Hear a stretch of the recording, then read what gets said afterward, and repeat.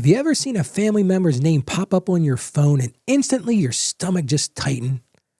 You already know what the conversation's about. They need help. Again. And honestly, you feel split in half.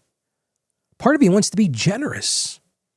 But part of you is thinking, I don't know if we can survive this. And then the guilt shows up. You think to yourself, if I say yes, I feel anxious. But if I say no, I feel ashamed. So on today's show, we're going to talk about how to set a boundary that is loving, biblical, and yes, financially responsible without wrecking your own peace. It's going to be a great show today. Financially confident Christian, living with purpose and vision, heart, son, no division. We ride. Let's get right to today's listener question. Listener writes this, Ralph, a family member keeps asking for financial help. And honestly, I feel completely torn. I want to be generous and I want to be supportive. But I'm genuinely scared it's going to sink my own household. I feel guilty every time I think about saying no. How do I set a boundary that's loving and doesn't wreck me with guilt? I want a clean heart about this. But right now, I just feel trapped between loyalty and survival. I say raise your hand if you've ever been in this position. I've been in it a few times myself. It's not easy. And you know, I went back to that thought of, I see their name pop up on my phone because nobody knows numbers anymore. We all see each other's names pop up and we're like, oh, here we go again. So the big idea today is generosity without boundaries becomes resentment. We got to start there because if you don't set boundaries, I worked with a counselor one time. He said to me, Ralph, you know what your problem is? I had a lot of problems. First one was, Ralph, learn how to set boundaries. Because when you don't set boundaries, you just live in this constant state of resentment. But let's talk practical how to do this. First thing you've got to do is you've got to clarify your household responsibilities first. Yes, you got to be a little selfish here. Because Scripture is clear. If anybody says to you, Ralph, wait a minute, you go to Scripture. You're responsible for your household first. That means you got to worry about your housing and your food and your bills and your savings and yes, your stability. And if helping someone else threatens your own foundation, that's not generosity. That's instability. And I found this quote, I thought this was perfect. You can't pour from an empty account. You ever have anybody over to dinner and you want to give everybody some water and you go to pour a glass of water, there's nothing left in the jar. Well, guess what? They're not getting any water. And if you don't have anything in your account, you can never help somebody else. But you're thinking, okay, Ralph, how do I do that? Here's one way you can do that. Decide in advance what you want to give, what you can give. Don't decide in the moment. I don't know about you, but emotions for me make bad financial policies. How many times have I been out somewhere and emotionally I was feeling down? Hey, I had that this weekend. I was feeling kind of down, was having some situations at home, and I got online and started to spend a little bit. And I thought to myself, wait a minute. My emotions are making bad financial decisions. Well, it works the same way in this regard. So maybe every year you set a dollar amount you can give this year. Now, you notice I use the word give. I'm not one of those people that thinks you should loan to friends or family members. Maybe you create a rule. We only give once per year. Hey, good luck. Here's your choice. You got this choice. Maybe you say you don't loan money. I tell you what, that's my personal mantra. I don't loan money to anyone. We only give what we can afford to lose. And when you pre-decide that boundary, you're not rejecting them.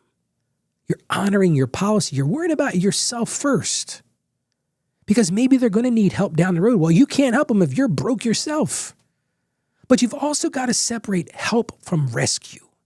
There's a huge difference. A lot of people don't understand this nuanced difference, but it's different. Help supports effort. When somebody's helping themselves, that help is something that's supporting an effort they're doing. Rescue, that just removes the responsibility. You see the difference there? It's nuanced, but there's a difference. Help supports the effort. Rescue removes that responsibility. Ask yourself this person reaching out to you Is this a temporary hardship or is it a repeated crisis? How many times have you, like I said at the beginning, you see that name come up. This isn't a one-time thing. This isn't a one-off, as they say. This is every month or every couple months. Because sometimes the most loving thing that you can do is not fund a pattern. Counselors talk about enabling. If you love somebody, you don't enable them. If this person's constantly making bad financial decisions that's putting them here, you helping them, you're not helping them, you're enabling them. You're not making them make those difficult decisions. One of the other things I'm going to encourage you to do is use calm, clear language. And if you have to script this out ahead of time, that's okay.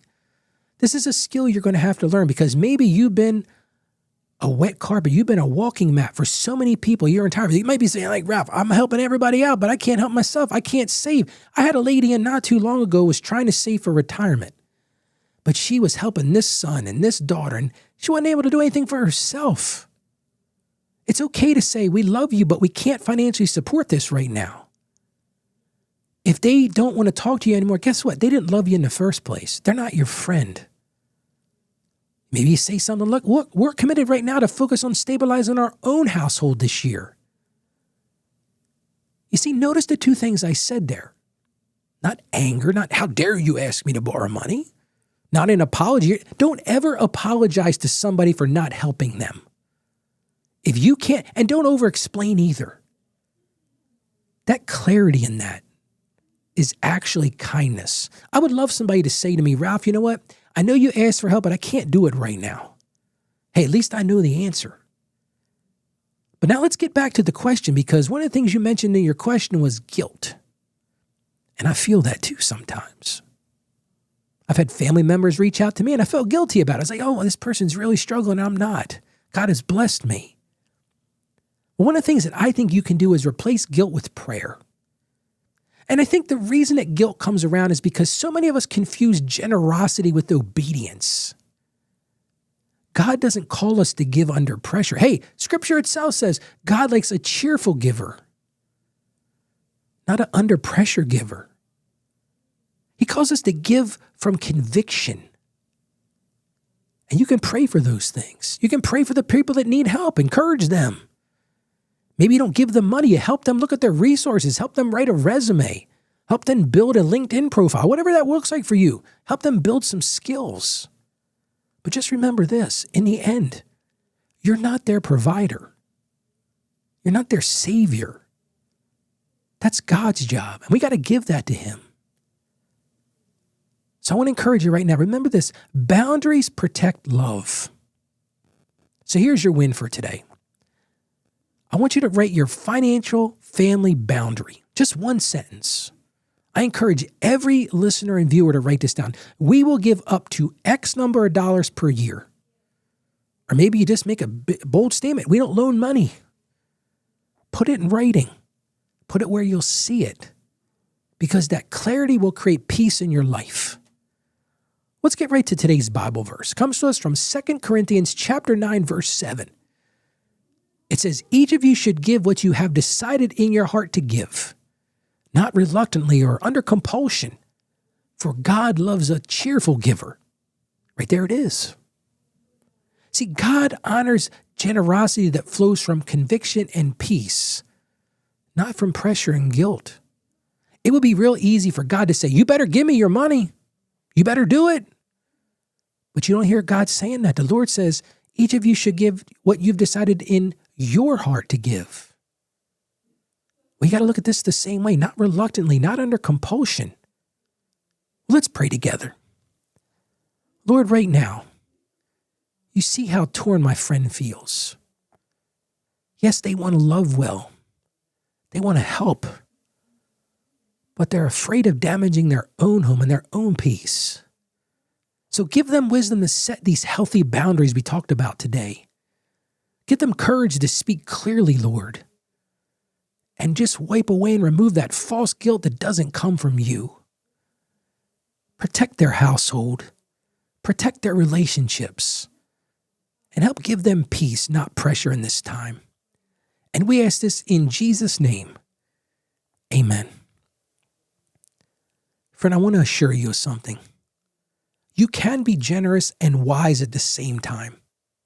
You truly can. And if you've ever encountered a situation like that, you're like, Ralph, hey, I've been here. I've done this. I got a great way or a great story I could share. Maybe you've got a question of your own. I would love to hear your voice. You can go to financiallyconfidentchristian.com/voicemail. You could be a part of the show. We'll put a link in the show notes. But again, it's financiallyconfidentchristian.com/voicemail. And it's super easy. Go there. You just click a button that says record. I would love to hear from you. Well, thank you so much for joining me today. As I always say, stay financially savvy. Protect your boundaries out of love. May God bless you. And you have a truly great day today.